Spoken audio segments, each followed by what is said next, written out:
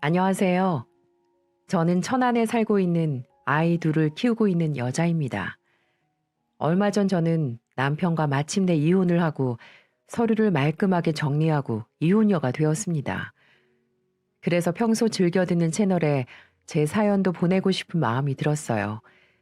언젠가 기회가 되면 꼭 써봐야지 이렇게 생각만 하다가 얼마 전 생긴 시간적 여유에 드디어 쓰게 되었네요. 제가 이렇게 사연을 적게 된 이유는 지금도 이런저런 일들에 고통받고 있을 누군가에게 조금이나마 응원과 용기를 얻으시길 바라는 마음 때문이에요.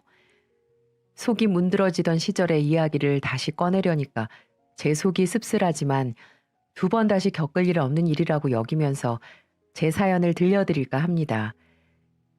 결혼과 이혼을 순회하며 길고 긴 여정이긴 했지만 제가 한 선택에 오늘에도 저는 후회가 없답니다. 저는 어릴 적 고등학교를 졸업하고 넉넉지 않았던 환경 때문에 대학 진학은 일찍이 포기하고 생산직에 들어가게 되었습니다. 다행히 좋은 성적으로 대기업 생산직에 들어가게 되었고 사회에 첫 발을 들일 때부터 어린 나이에 몸은 고되어도 넉넉한 연봉으로 시작할 수 있는 것에 감사하게 지냈어요. 그리고 바로 거기서 남편을 만나 결혼까지 하게 되었죠. 남편은 저보다 4살 연상이었고 군대 졸업 후 곧장 회사에 입사한 사람이었습니다. 남편도 역시나 부유한 환경은 아니었어요. 부족함 없이 자라긴 했지만 어릴 적 그의 아버지가 병으로 일찍이 소천하셨거든요. 그런 환경에 홀어머니를 모셔야 한다는 입장이 아마도 대학을 빠르게 포기하게 만들었나 봅니다. 생각도 그때는 참 깊은 사람이었고 정말 성실한 사람이었어요. 그런 모습 때문에 저희는 1년 연애 끝에 결혼을 전제로 서로 부모님께 인사를 드렸어요. 그리고 그의 어머니를 처음 보게 되었습니다. 첫 만남에 제가 생각했던 이미지와는 전혀 다른 소녀 감성이 가득하신 분이셨어요. 억척스럽게 키웠을 거라는 생각과는 정반대였거든요. 아버지 없이 자란 아들이 안쓰러워 모자란 것 없이 키우고 싶은 마음에 어머니는 밤낮을 가리지 않고 열심히 일을 했다고 하시며 첫 만남부터 눈시울을 붉히시는데 저도 모르게 엄마 생각이 나서 눈물이 나던 거 있죠. 그만큼 어머니는 첫인상도 좋으시고 따뜻한 분이셨습니다. 그러던 중 저희는 본격적으로 결혼을 앞두고 양가 상견례를 끝내게 되었고 제가 미처 생각하지 못했던 신혼집, 예물, 예단에 대한 이야기를 마침 어머님이 조심스럽게 먼저 말씀하시는 겁니다. 예, 신혼집 말이다. 내가 우리 아들 어려서부터 들어놓은 청약된 걸로 전세 놓은 게 있는데 마침 너희들 결혼할 때 계약 기간도 다 됐고 해서 세입자들 내보내고 너희들이 그곳에 신혼집으로 하면 될 것 같은데 네 생각은 어떠니? 지은 지 2년밖에 안 돼서 새 아파트나 마찬가지야. 네? 어머님, 정말 감사합니다. 저는 너무나도 감사하고 고마웠어요. 둘 다 맞벌이는 하고 있었지만 아파트를 살 수 있는 만큼 여유가 둘 다 되진 않았거든요. 그래서 전 이때까지만 해도 어머님을 제 어머니라 생각하고 열심히 모시기로 마음 먹었습니다. 저희는 그렇게 결혼을 하고 시어머니께서 마련해 두신 아파트에 입주를 해서 신혼집을 차리게 되었어요. 처음에는 참 행복했습니다. 같이 알콩달콩 깨가 쏟아지듯 지내는 게 너무 좋았고 하나에서 둘이 된다는 이 현실이 저를 그렇게 든든하게 해주더군요. 동사무소에서 등본을 떼면 내 위에 남편이 자리 잡고 있는 것도 참 신기하기도 했고요. 그런 것들로 저는 소소하게 행복을 채워 나갔던 것 같아요. 어느 날은 제가 야간 근무를 마치고 집에 돌아오니까 남편이 먼저 자고 있더라고요. 저는 씻고 배가 고파서 주방으로 가 밥을 차려 먹으려고 하는데 가스레인지 위에 작은 냄비가 보여서 저도 모르게 뚜껑을 열었어요. 평소 저희가 잘 먹는 김치찌개가 맛깔스럽게 끓여져 있는 겁니다. 남편은 음식에 대해서는 문외한이라 남편이 했을 리가 없을 것 같아 시어머니께 곧장 전화를 드렸어요. 아가, 무슨 일로 전화했니? 어머니, 혹시 저희 집에 다녀가셨어요? 가스레인지 위에 김치찌개랑 지금 냉장고 열어보니 반찬도 잔뜩 있어서요. 어, 연락도 못하고 근처에 갔다가 넣어놓기만 하고 나왔다. 미안하네. 혹시 불시에 들어가서 기분 나쁘진 않았지? 그럴 리가요, 어머니. 정말 감사하게 잘 먹겠습니다. 안 그래도 저희 지금 야간이라 고단했는데 시간 줄였어요. 저희 종종 이렇게 해주세요. 이렇게 말하자 어머니는 오히려 쑥스러워하시고 좋아하시더라고요. 그날 이후 기분이 좋으셨는지 잘 먹는 반찬들 위주로 가져다 주시는 일도 잦았어요. 저는 항상 이런 어머니가 제 시어머니로 모실 수 있게 돼서 얼마나 좋았는지 몰라요. 요즘에 며느리 잡아먹는 시모들이 많다고 하는데 우리 어머님은 제겐 정말 천사 같은 분이셨으니까요. 그래서 저는 웬만하면 시간을 꼭 내서 꽃 피는 봄에는 시어머니 모시고 벚꽃 구경도 다니고 어버이날이 되면 잊지 않고 용돈과 선물 그리고 외식까지 시켜드리곤 했습니다. 어버이날에 어머니 모시고 평소 좋아하는 장어를 먹으러 갔던 날이었어요. 술은 워낙 약하셨는데 그런 날에 술을 한 잔 드시면 꼭 과거 이야기를 꺼내시더군요. 그래도 내 아들이 이렇게 예쁜 색시도 만나고 요즘 나이 들어가면서 살아온 세월이 얼마나 뿌듯한지 모른단다. 그러세요? 라고 대답하자 어머니는 지난 날을 회상하시며 말씀을 이어가셨어요. 어, 우리 애 나름 애비 없는 애라고 기죽어 살까봐 내가 정말 고생 많이 하면서 키웠거든. 좋은 옷, 좋은 학원 다 보내줬는데 저 녀석이 글쎄 지엠이 생각한다고 결국 대학을 안 갔어. 라고 하시는 겁니다. 남편이 대학을 가지 않고 생산직에 안주한 것에 대해 종종 한탄하시는 모습이 솔직히 안타까웠어요. 직업에 어디 귀천이 있나요? 저희가 생산직에 근무하는 것에 대해 너무 고단하게만 생각하시는 것 같았습니다. 요즘 같은 자본주의 세상에 연봉 높으면 장땡이라고 생각하는 저는 어머니께 솔직하게 제 생각을 조심스럽게 전달드렸어요. 어머니, 그래도 저희 대기업이에요. 여기 들어오고 싶어도 못 들어온 친구들 정말 많아요. 그리고 그 일 조금 있으면 승진할 거거든요. 그러면 생산직에서 몸 쓰는 일 조금 덜 할 거예요. 너무 걱정 마세요. 라고 말씀드리니 놀라시며 뿌듯해 하시더라고요. 저도 남편이 회사에서 입지가 점점 더 좋아지고 연봉이 높아지는 것에 솔직히 기분 좋더군요. 그래서 종종 그 일로 인해 회식이 잦아지고 타 부서와 연계된 일 때문에 술자리가 많아지면 그것까지도 너그럽게 이해해주곤 했습니다. 하지만 그게 슬슬 횟수가 너무 잦아지다 보니 저도 조금씩 걱정되기 시작하더라고요. 대낮에 술에 취해 비틀거리며 집 현관 앞에서 고꾸라져 인사불성이 되어 있을 때도 있었고요. 밤도 아니고 대낮에 그것도 야간 근무 끝나고 아침에 그러고 있으니 처음에는 동네 사람들 보기에 창피하긴 했지만 어쩌겠어요. 그러려니 하고 참아주던 것이 1년이 넘어가니까 슬슬 저도 한계가 오는 게 아니겠어요? 그쯤 전 첫애를 낳고 육아 전쟁을 하고 있는데 정말 미치겠더라고요. 이것뿐이 아니었습니다. 명절을 앞둔 어느 날, 전날까지도 남편의 특근으로 인해 저 혼자 명절 음식을 하게 됐어요. 그 다음날 차례상을 차리는 와중에도 신랑이 방에서 일어날 생각도 안 하는 겁니다. 여보, 일어나. 차례 지내야지. 아, 피곤해 죽겠는데. 다 차리면 깨워줘. 라고 말하는데 저는 순간 어머님이 거실에 계신데 화를 낼 수도 없고 슬슬 열이 받는 겁니다. 그래서 더 적극적으로 깨우니까 결국 짜증을 내면서 일어나더군요. 그런데 정말 생각지도 못했던 건 남편이 어머님 댁에서 팬티 차림으로 자고 있었던 겁니다. 저희가 전날 명절이어서 어머님 혼자 계시기도 하고 미리 와 있었거든요. 남편이 야간 근무 끝나고 시댁에 와서 혼자 다른 방에서 자고 있으니 제가 옷차림을 확인할 새도 없었어요. 말릴 새도 없이 남편이 벌컥 방문을 열고 나가더군요. 엄마, 나 좀 더 자면 안 돼? 라고 말하면서 까치 집인 머리를 벅벅 긁는데 정말 제가 얼굴이 다 화끈거리는 겁니다. 그런데 어머님 반응에 전 더 말문이 막혀버렸어요.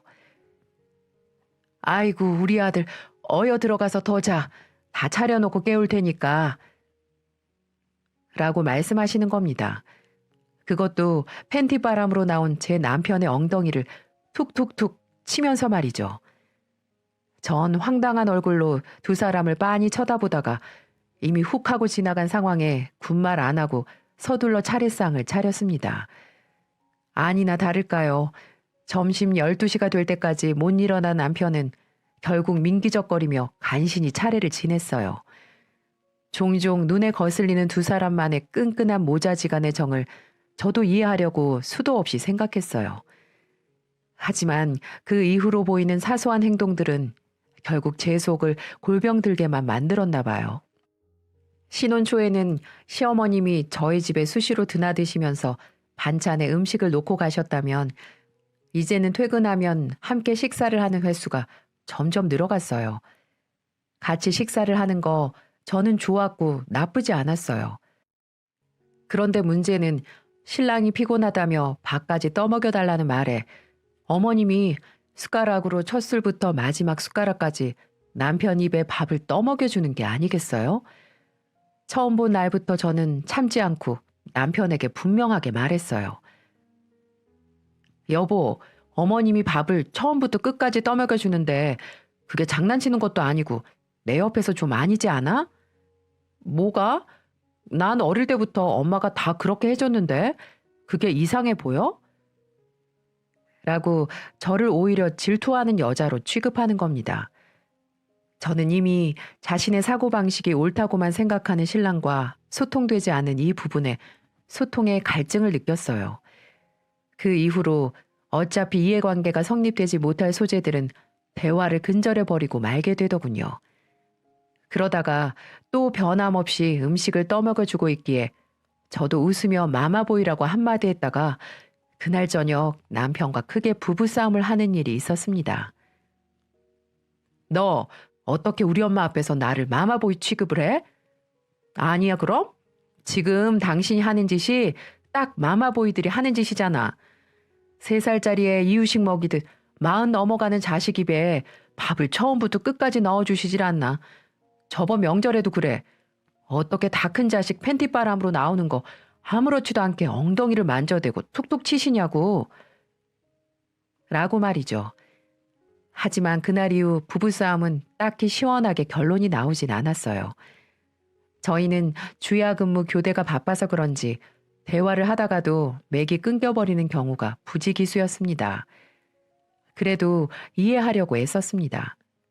아버지 일찍 잃고 엄마랑 둘이 의지하며 살았을 텐데 제가 너무 두 사람의 입장이나 살아오면서 쌓여진 애틋한 모자지간의 감정을 이해하지 못했나 싶기도 했고요. 하지만 제가 남편에게 불만이 쌓이기 시작한 건 그뿐만이 아니었습니다. 잦아지는 회식이 끝나고 인사불성이 되어 집으로 오는 것도 가장 큰 스트레스 중에 하나였어요. 저는 어느 날 교대 근무를 끝내고 집에서 늦은 밤잠에 들려던 차에 파출소에서 전화를 받게 됩니다. 네, 지금 여기 파출소인데요. 지금 당장 오셔야겠네요. 남편분이 술자리에서 시비에 휘말리셔서요. 지금 일행들이랑 와 계신데 진정이 안 되시네요. 저는 자다가 봉창 두드리는 소리에 서둘러 달려갔습니다. 그런데 정말 어느 날보다도 인사불성인 남편 얼굴이 피투성이에 엉망진창인 거예요. 알고 보니 막걸리를 마시러 전통 술집에 갔다가 옆 테이블 남자들 일행과 시비가 붙어서 단체로 주먹 다짐이 오갔던 거더라고요. 그런데 문제는 술만 마시면 폭력적으로 변하는 남편이 상대방에게 먼저 주먹을 휘두른 게 원인이었어요. 그로 인해 집단 폭행으로 남편이 상해를 무척 크게 입게 된 일이 있었어요. 결국 남편은 전치 6주에 입원 치료까지 받게 되었습니다.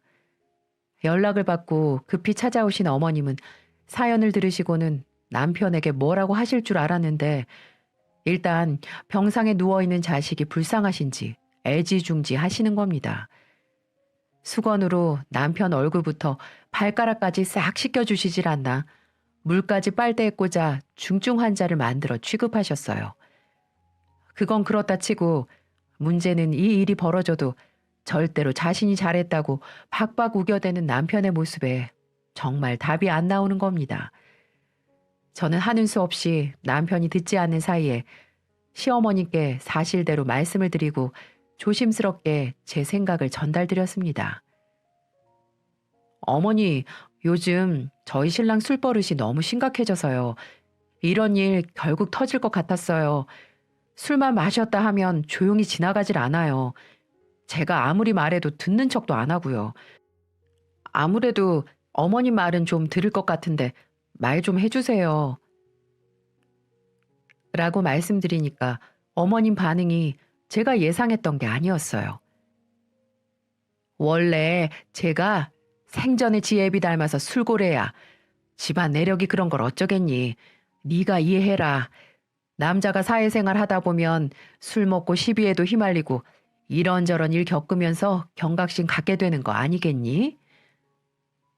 라고 하시는 겁니다. 그러면서 뒤돌아 병실로 들어가시려는 어머님을 향해 저도 참다 못해 폭발해 버렸습니다. 어머니, 제발 저 사람 편 좀 그만 드세요. 저러니까 매번 사고가 일어나도 반성할 기미가 안 보이잖아요. 계속 저러다가 큰 사고라도 나시면 그때 가서는 어떡하냐고요. 제가 어디서부터 어디까지 이해하고 양보해야 돼요? 라고 소리치니까 깜짝 놀라시는 겁니다. 저는 두 모자가 사태의 심각성을 느끼지 못하는 게 너무 답답했어요. 더 나아가 어머님에게도 그동안 쌓였던 걸 모조리 털어놓게 되었습니다. 어머니께서 그동안 아들 뒷바라지 하느라 들였던 습관, 생활 패턴 같은 것들을 당장 없애긴 어려우시겠지만 가정을 꾸린 남자가 아직까지도 그런 어머니 손길을 끊지 못하는 건 문제가 있는 것 같다고 말이죠. 제 말에 어머님도 어느 정도 공감하시는 것 같았습니다. 그래, 네 말이 맞는 것 같다. 아무래도 내가 너무 아들만 의지해서 살다 보니 그간 습관 이런 것들이 무시 못했던 것 같다. 그래도 어쩌겠니. 내가 사지 멀쩡할 때 내 아들 입에 밥 한 숟가락 더 넣고 싶은 걸. 이렇게 말씀하시는 겁니다. 결국 제 말을 이해하긴 하시지만 본인 하고 싶은 대로 하시겠다는 뜻이었어요. 그 이후로 남편이 직장에 복귀하고 나서부터 시어머님도 슬슬 저희 신혼집에 발길을 끊으시기 시작했어요. 의도한 건 아니었지만 어머님이 집에 들르는 횟수가 늘어날수록 남편에게서 보지 못했던 게으른 습관들 이런 게 너무 심했거든요. 그 이후로 어머님의 방문이 뜸해지자 조금 괜찮아지는가 싶었어요. 제가 했던 말이 마냥 효과가 없었던 건 아니었는지 아들 일상에 발맞춰 살아오셨던 걸 고쳐보기라도 하듯 점점 고치시려는 듯 했습니다. 그리고 한 5년쯤 지났습니다. 저도 이때 연달아 둘째까지 낳은 상황이었죠. 이쯤 어머니는 외로움을 달래기 위해 취미로 등산을 가기 시작했습니다. 처음에는 등산을 매주 가시는 게 보기 좋았었는데 점점 외박을 하시고 외모도 부쩍 가꾸기 시작하시더라고요. 그리고 결정적인 건 친구들과 여행 간 줄 알았는데 모르는 분과 여행을 다녀오시고 저희에게는 친구들과 다녀왔다고 거짓말까지 하시는 단계까지 가셨어요. 남편이 걱정스러운 마음에 어머니께 뭐라고 한 소리를 했던 날이었습니다. 엄마, 요즘 도대체 어딜 그렇게 쏘다니는 거야? 이 사람이 전화를 해도 안 받고 내 문자도 씹고 도대체 뭐하고 다니냐고요? 그리고 용돈으로 쓰라고 드린 카드값이 왜 이렇게 많이 나오는 거야? 라고 남편이 버럭하자 어머니께서 결국 어물거리며 말을 하셨어요.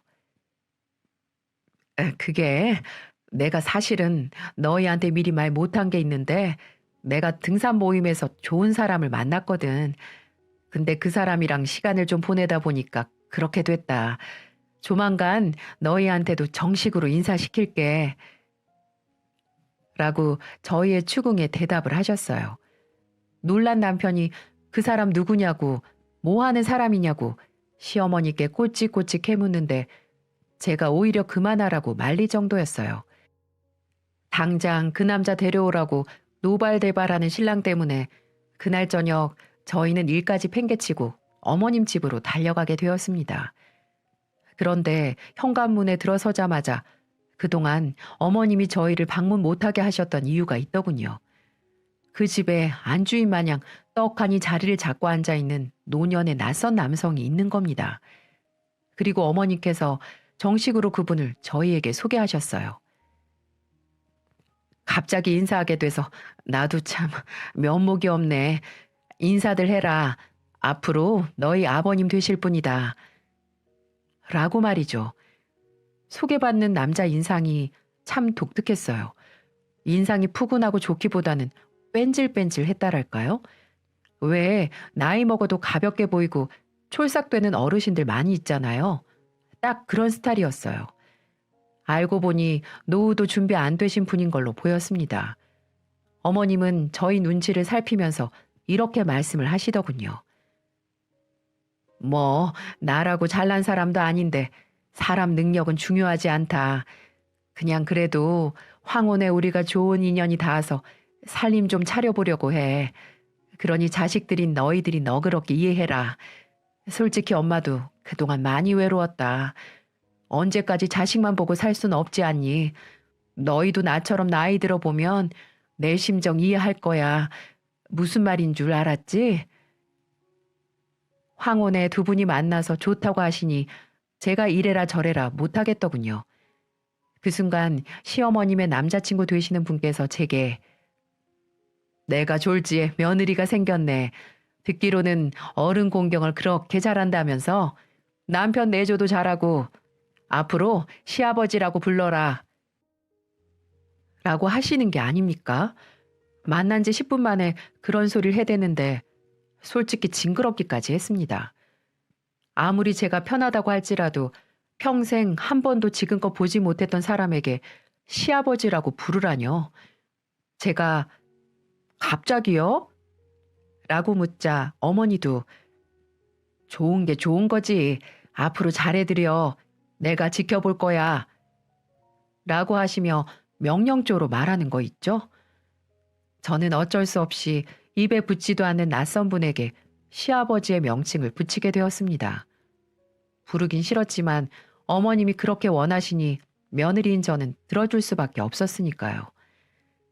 그날 이후로 남편은 시어머니 남자친구에 대해 좀 알아보는가 싶더니 나름 괜찮은 사람인 것 같다며 긍정적으로 보더군요. 하지만 저는 아니었어요. 새 시아버지와 잦은 식사 자리가 생길 때마다 알게 된 이상한 행동 때문인지 정도 가지 않았고 이상하게 의심을 하게 되더라고요. 막 그런 거 있잖아요. 사기꾼 아닐까? 돈 보고 어머니에게 접근한 게 아닐까? 만만해서 이 집에 들어온 걸까? 이런 생각 말이에요. 어찌나 마른 청산유수로 자기 자랑을 해대는지 몰라요. 내가 왕년에는 아주 잘 나갔어. 사업을 엄청 크게 했는데 경기가 안 좋아져서 잠깐 삐끗한 거지. 다시 재기할 거야. 내가 다시 성공하면 너네들 내가 강남에다가 제일 좋은 아파트 얻어주고 우리 며느리한테는 벤츠 그거 내가 턱하니 하나 선물해 주마. 시애비 좋다는 게 다 이러는 게 아니겠니? 라고 하며 술만 마시면 자기 자랑을 해대는데 눈꼴 싸나워서 못 봐줄 정도였어요. 나이가 7순을 훌쩍 넘은 남자가 다시 사업을 한다는 자체가 저로서는 도무지 이해가 되지 않더군요. 심지어 신용도 불량이었고 빚도 많은 사람이 말이죠. 저희 시어머니는 아들 하나 잘 키워보시겠다고 재혼도 불사하시고 열심히 일만 하시고 사신 탓에 노후는 잘 준비되어 있으셨어요. 그런데 언제부턴가 시아버님을 만나고 나서부터 시어머님의 씀씀이가 커지는 게 보이는 겁니다. 어느 날 또 방문하게 됐는데 어머님 집안에 있는 가전제품이 전부 새 것으로 싹 다 바뀌어 있는 거예요. 어머니, 이게 다 뭐예요? 언제 다 바꾸셨어요? 어, 네 시아버지가 최근에 친구분들이랑 사업을 시작하셨어. 네트워크 마케팅 같은 거거든. 거기 안에서만 필요한 거 사고 승진하고 밑에 사람 회원가입시켜서 같이 포인트 쌓고 서로가 좋은 그런 사업인데 너도 한번 들어볼래? 라고 하시는데 저는 뒤로 넘어가는 줄 알았습니다. 제가 아무리 들어봐도 그냥 다단계 같은데 죽어도 다단계는 아니라고 하시더군요. 그것뿐만이 아니었습니다. 어느 날은 중고차를 사러 가시겠다며 같이 보러 가자고 하시는 겁니다. 중고차를 사신 것도 새 시아버지가 사업을 하실 때 차가 필요할 것 같다고 어머님을 새치혀로 꼬셔서 구매한 것처럼 보였어요. 저는 그래서 어느 날 나를 아예 잡고 어머님을 따로 불러 식사를 대접하며 말씀을 드렸습니다. 이러다가는 어머님 전 재산이 털릴 것 같다는 생각이 들었거든요. 며느리도 자식이나 마찬가지인데 그런 꼴을 볼 수 없었습니다. 어머님, 아무래도 새 시아버지 이상한 분 같아요. 자꾸 어머님한테 의지하려고 그러고 자꾸 어머님 명의 빌려서 통장이든 중고차든 사업 같은 걸 하려고 하잖아요. 이제 만난 지 1년도 안 되셨는데 너무 많은 걸 해주시는 것 같아서 솔직히 너무 걱정돼서 잠을 못 자겠어요. 예, 걱정 마라. 네 시애비 그럴 사람 아니야. 나도 다 알아보고 선택하고 데리고 와서 같이 사는 거다. 같이 있으면 얼마나 든든하고 멋있는지 모를 게다. 그러니 내 일은 내가 잘 알아서 할 테니까 다시는 그런 소리 나한테 하지 마라. 내가 서운하려고 그런다. 무슨 말인 줄 알았어? 아니, 어머님, 그래도 이 시애미 말 거역할 거야? 저는 결국 어머니의 강한 질책에 꼬리를 내리고 말았습니다. 본인 돈을 본인이 쓰고 자기 남자 뭐라고 하지 말라고 하는데 제가 별 수가 있나요? 하지만 그 이후 제가 염려했던 그 일들이 터지기 시작했습니다. 그간 모아두셨던 돈 한 번에 다 털어버리셨는지 슬슬 저희에게 돈을 요구하기 시작하는 거 있죠? 얘들아, 요즘 네 시애비가 사업을 더 확장하는 바람에 돈이 좀 부족하구나. 1억만 빌려줄 수 있겠니? 나도 너네들한테 많은 걸 도움 줬는데 이번에는 너네들이 이 엄마를 도와줬으면 좋겠구나. 네? 어머님, 1억이라뇨? 저희가 그렇게 큰 돈이 어딨어요? 그리고 무슨 사업을 확장하는데 1억이나 들어요? 저 솔직히 아직도 시아버님 믿지 못하는 건 사실이에요. 어머님이 돈이 정말 필요하시다고 하면 제가 어떻게든 도와드릴 수 있는데 그분에게 돈을 갖다 주신다면 저는 한 푼도 도와드릴 수가 없어요. 죄송합니다.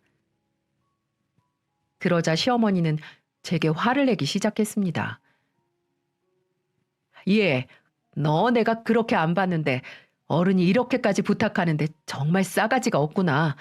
너네 결혼할 때 내가 집해준 거 벌써 잊었어? 고작 1억 좀 도와달라고 하니까 이 시애미를 우습게 보고 거절을 해? 한번 해보겠다 이거니?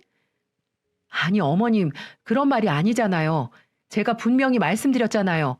어머님이 정말 필요하시면 드리는데 이제 그분을 안 지 1년도 안 됐는데 뭘 믿고 그렇게 큰 돈을 드릴 수 있냐 말이에요. 저희는 절대 그렇게는 못해요. 저는 이렇게 제 확고한 마음을 말씀드렸습니다. 그분한테 돈을 빌려주면 못 받을 건 뻔했거든요. 그리고 몇 년 후면 우리 아이도 학교 들어갈 나이가 되는데 요즘 교육비도 만만치 않은데 그 돈을 그분에게 쓰고 싶진 않았습니다. 그러자 옆에서 불난 집에 부채질하는 게 아니겠어요? 당신 어디서 말버릇이 그래? 엄마가 시아버지로 인정해달라 말씀하셨으면 자식들은 그에 당연히 따라야 되는 거 아니야? 그리고 왜 당신 혼자 결정하는 건데? 됐고, 난 어머님 1억 도와줄 거니까 그렇게 알아. 어디서 며느리가 돼가지고 시댁에서 큰 소리야. 혼나고 싶어? 어서 어머님한테 사과드려. 와, 이렇게 말을 하며 제 심장을 갈기갈기 찢어놓는데 정말 그 자리에 앉아있기가 미치겠더군요. 옆에서 어머님은 저를 보며 우리 아들 잘했다, 잘했어. 내가 요즘 쟤 때문에 얼마나 눈치 보면서 사는 줄 아니? 요즘 애들은 다 저러니?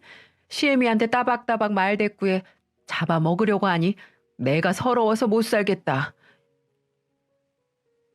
이렇게 말을 하며 두 모자가 저를 이상한 여자로 만들어버리는데 도저히 그 꼴을 보기 싫어 먼저 집에 간다고 하며 가버렸네요. 택시를 타고 오며 얼마나 속에서 열이 끓는지 가면서 남편에게 문자를 보냈습니다. 만약에 내 허락 없이 그 시애비 같지도 않은 남자한테 1억 도와주면 당장 이혼이라면서 말이죠. 정말 철이 없는 건지 사람 보는 눈이 없는 건지 답답할 따름이었습니다. 그렇게 저는 이 사태를 어떻게 마무리 지어야 되는데 몇 날 며칠을 고민하고 있는데 그 시애비라는 사람이 저희한테 찾아오는 거 있죠? 제가 정말 폭발하게 된 결정타를 그분은 제게 선사해 주더군요. 시아버지는 대뜸 오시자마자 할 말이 있다면서 급하게 저희를 거실로 앉으라고 부르시더군요. 얼마 전에 네 시애미가 1억 빌려달라고 했다면서? 그거는 없던 일로 하자. 아무리 자식이지만 그렇게 큰 돈을 빌리는 건 아니지. 그러니 그 일은 없던 일로 하자꾸나. 네, 그렇게 말씀해 주시니 감사합니다. 그래. 그런데 내가 부탁이 하나 있다. 이거는 꼭 좀 들어줬으면 좋겠구나. 뭔데요? 그게 내 고향 친구 녀석이 있는데 글쎄 들어보니까 부산에서 관광 사업을 크게 하고 있더라고. 근데 그 녀석이 버스 몇 대 나보고 굴릴 생각 없냐고 하더라. 나보고 버스만 사서 오면 자기들이 알아서 굴려서 돈 주겠다고 말이야. 근데 당장 우리가 버스를 살 돈이 없잖아. 너희들이 좀 도와줘야겠다. 네, 아버님, 저희한테 그렇게 큰 돈이 어딨어요? 버스 두세 대만 돌려도 몇 억은 할 텐데 저희는 그럴 수는 없어요. 라고 말하니 아버님이 너그럽게 웃으시면서 말하는 겁니다. 아니, 너희한테 그 큰 돈을 달라는 소리는 아니고 명의 좀 빌려주면 안 되겠니? 니네 엄마 명의로 하려고 하니까 직업도 없고 나이가 많아서 대출이 힘들다고 하더라고. 너네는 직업도 좋고 젊으니까 충분히 그 정도 돈은 나올 것 같아서 말이지. 내가 이렇게 부탁한다. 이게 말이나 되는 소린가요? 언제 봤다고 명의를 빌려달라뇨? 명의 빌려서 대출을 받는다고요? 그러다가 사업 망하면 누구 보고 다 갚으라는 소린가요? 저는 이 말도 안 되는 황당한 제안을 하는 그분을 보고 단호하게 말씀드렸습니다. 아버님, 솔직히 저 아버님이라고 부른 지도 얼마 되지 않았어요. 그런데도 최대한 맞춰드리려고 노력하고 있잖아요. 하지만 요즘 너무 무리하게 부탁하는 거 알고 계신가요? 부모라면 자식이 아무 걱정 없이 잘 살도록 응원해 주는 게 부모 아닌가요? 정말 저희한테 아버님 소리 듣고 싶고 저희를 정말 자식으로 생각한다면 이런 부탁 안 하셨으면 좋겠습니다. 제가 아버님께 부탁드릴게요. 이렇게 전 확고하게 말씀드렸어요.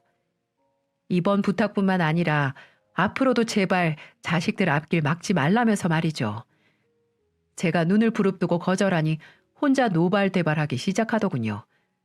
천성은 역시 변하지 않나 봅니다. 야, 지금 나를 무시하는 것도 아니고 나 니네 부모야, 아버지라고. 그런데도 이렇게 매몰차게 거절을 해? 그리고 니네 사는 이 집도 니네 엄마가 사줬다면서? 지금 시세 보니까 꽤 되던데 그 많은 돈 놔뒀다가 어디 쓰려고 그러니? 가족끼리 도우면서 살면 얼마나 좋냐고. 이렇게 혼자 발악하며 소리를 지르는데 얼마나 그 꼴이 우스워 보였는지 몰라요. 해준 것도 뭣도 없으면서 아버지라고 큰 소리 뻥뻥 치면서 말하는데 마음 같아서는 냉장고에 가서 찬물이라도 확 뿌려버리고 싶었습니다. 제발 어른이면 어른답게 정신 차리라면서 말이죠. 그렇게 한바탕 소동이 있고 나서 한동안 저는 시부모님의 모든 연락을 차단해버렸습니다. 만나기만 하면 돈 부탁을 하는데 제정신으로 버티기 힘들겠더라고요. 그래서 한 2주는 마음 편히 살았습니다. 그런데 2주 지나서 갑자기 시부모님들이 집으로 쳐들어오는 거 있죠? 네가 아무래도 우리를 너무 무시하는 것 같아서 얘기 좀 하러 왔다. 라고 하시면서 시어머님이 먼저 운을 떼시더군요. 옆에 앉아 계시는 시아버지는 입을 꾹 다물고 계셨고요. 누가 봐도 시아버님이 시어머님께 이렇게 말하라고 시킨 게 티가 팍팍 나더라고요. 먼저 말했다시피 저는 한때 시어머니와 굉장히 사이가 돈독했고 어머님의 성향을 잘 알기 때문에 분명 확신할 수 있었습니다. 여기 아파트 내가 받을 당시에 3억이었는데 5년 지나 10억 가까이 뛴 거 너네도 알지? 라고 하시는 겁니다. 저는 어리둥절해서 그렇다고 고개를 끄덕이며 대답했죠. 그러자 시아버님이 허벅지로 시어머니를 툭 치시더군요. 너 그거 오른 만큼 나한테 줘야겠다. 내가 너네들 하는 꼬락서니 보면 집을 산 3억까지도 다 뺏고 싶다만 내가 100번 1000번 참고 양보하는 거다. 그러니 내일 당장 대출을 받든 집을 팔든 해서 그 차액만큼 돈 내도록 해. 이렇게 말하는 겁니다. 정말 할 말이 없더군요. 그렇게 착하고 현명한 저희 어머님은 대체 어디로 간 걸까요?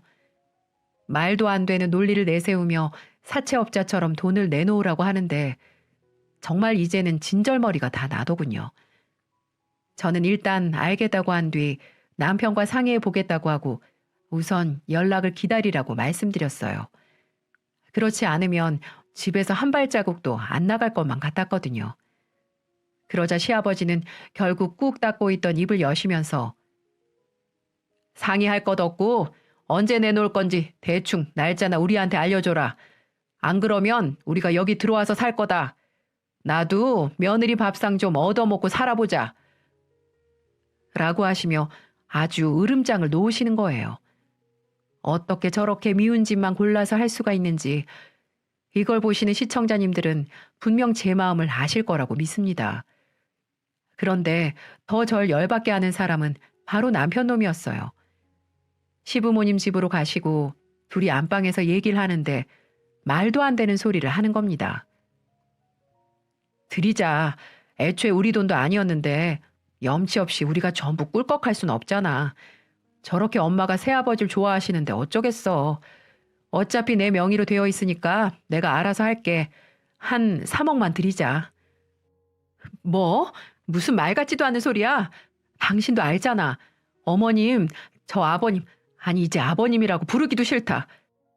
저 아저씨 새치혀에 속아서 있는 재산 다 날린 거 몰라? 이젠 어머니 돈도 모자라서 우리한테 그 돈을 요구하고 있다고.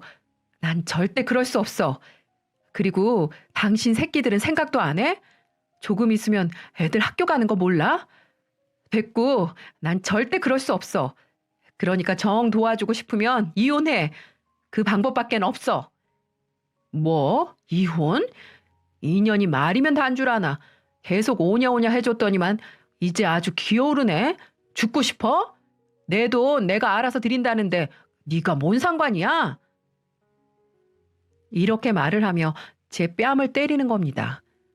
엄마 아빠 싸우는 큰 소리에 애들은 놀라서 부들부들 떠는 걸로 보였고 내가 왜 이 사람에게 맞았는지 도무지 이해가 가질 않더군요. 너무 급작스럽게 맞았던 터라 방어할 틈도 없었습니다. 저는 너무 억울한 나머지 경찰에 신고를 해버렸어요. 그러자 15분 뒤에 경찰들이 와서 남편을 잡아가더군요. 처벌을 원하냐고 말하길래 제발 그래달라고 울면서 얘기했습니다. 그날 밤 아이들을 안고 얼마나 울었는지 몰라요. 도대체 왜 내가 요즘 시댁 식구들 때문에 상처받고 우울증 걸릴 정도로 가슴 아파해야 하는지 저는 그날 이후 바로 변호사를 선임해 이혼 소송을 진행해버렸어요. 남편 놈은 잘못했다고 싹싹 빌었지만 그동안 집안일도 하지 않고 허구한 날 애들도 보지 않고 싸돌아다니고 저도 쌓인 감정이 폭발해버렸던 거죠.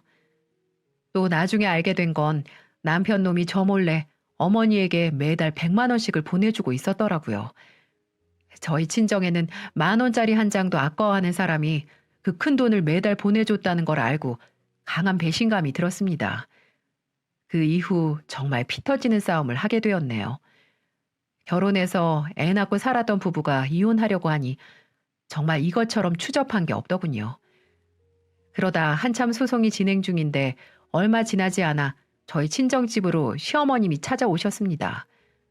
저를 만나보겠다고 주구장창 기다리시는데 어쩔 수 없이 나가서 잠깐 만났어요. 그런데 보자마자 하신다는 말이 "얘, 넌 우리 아들이 불쌍하지도 않니? 어디 갑자기 이혼을 하겠다고 난리야 난리가. 우리 애가 뭘 그렇게 잘못했니? 너한테 돈을 안 벌어다 줘. 아님 남자돌이를 못했니? 딱 보니까 재산 분할 제대로 받고 튀려고 하는 것 같은데 좋은 말로 할 때 그만해라. 네가 지금 무릎 꿇고 용서를 빌면 내가 우리 아들한테 말해서 한 번은 용서해달라고 말을 하마." 이런 개소리를 하는 겁니다. 그래서 저는 개소리를 똑같은 개소리로 말씀드렸어요. "어머님, 그렇게 소중하게 생각하시는 아들 제발 좀 가져가세요. 어서 빨리 가서 이혼 좀 해달라고 바짓가랑이라도 잡고 말씀 좀 해달라고요.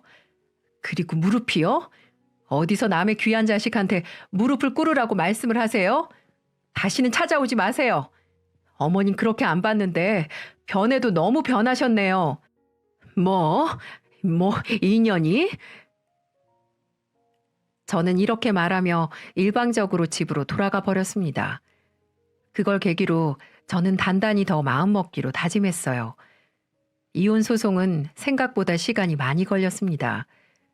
그래도 다행인 건 여태껏 증거랍시고 모아놓은 휴대폰 속 대화들, 그리고 남편이 술 마시고 자행해왔던 문제적인 행동들, 아이들을 가끔 폭행했던 모습들, 저는 그걸 적극 어필했고 결국 법원은 저의 손을 들어주었습니다. 재산 분할도 생각보다 많이 받을 수 있었고 양육비도 매달 60만 원씩 받기로 했고요. 그렇게 저의 지긋지긋한 결혼 생활은 끝이 나게 됐습니다. 남편이 끝까지 이혼하기 싫다고 울고불고 매달리는데 전 정말 진절머리가 날 정도로 정이 뚝 떨어지는 겁니다. 그간 쌓였던 게 많았던 것 같아요. 그리고 얼마 전에 충격적인 소식을 듣게 됐습니다. 글쎄, 전 남편 이놈이 결국 명의를 그분한테 빌려줬나 보더라고요. 그리고 사업을 시작했는데 시국이 시국인데 관광 사업이 잘 될 리가 있나요? 결국 쫄딱 망해서 한간 신용불량자 인생이 되었다고 하더군요. 그 노인네는 더 이상 뜯어먹을 게 없게 되자 도망갔다고 그러고요. 참 그 얘기를 듣는데 얼마나 한심했는지 몰라요. 그렇게 제가 그 사기꾼 같은 노인네 믿지 말라고 말을 했는데 결국 새치혀에 속아 명의를 빌려주다니 아주 거지도 그런 거지가 없는 걸로 보였습니다. 제가 양육비를 입금 안 했길래 입금하라고 독촉을 하니까 울면서 제게 말을 해주더라고요. 결국은 지금 회사도 그만두고 인생을 한탄하며 술만 먹으며 폐인처럼 지낸다고 했습니다. 그러게 애초부터 지 마누라 말 잘 들었으면 이런 일도 없었잖아요. 참 한때 같이 살았던 정으로 말하는데 이제부터라도 제발 정신 차리고 잘 살길 바랄 뿐이네요. 그리고 한때 시어머니, 좋은 시어머니였지만 모양만 그럴싸하면 뭐하나요? 속에서는 이미 옹고집으로 똘똘 뭉쳐있는데 겉과 속이 다른 게 살아보니까 느껴지더라고요. 백문이 불여일견이라고 100번 말해도 모르셨고 이제 몸으로 한번 호되게 경험하셨으니 앞으로 잃어버린 것들 다시 쌓아가시며 소중한 거 잘 지키며 사셨으면 좋겠다는 생각뿐입니다. 저 역시도 넘어지고 겪어보니 이제 깨달은 것들이 많았거든요. 지난날 이야기 꺼내면 속만 상할 줄 알았는데 돌이켜보니 이제 제가 한 선택이 절대적으로 잘한 것만 같아 속이 다 후련합니다. 그 당시 이혼을 선택하지 않았다면 오늘날까지도 밤잠 못 이루며 끙끙 앓고 지냈을 테니까요. 이걸 시청하는 시청자분들은 절대 사기꾼에게 속아 넘어가지 마시고 잘 사시기를 기원하겠습니다. 인생은 한순간의 선택이 좌지우지 하더라니까요. 긴 사연 끝까지 들어주셔서 감사합니다. 행복한 하루, 즐거운 하루 보내세요.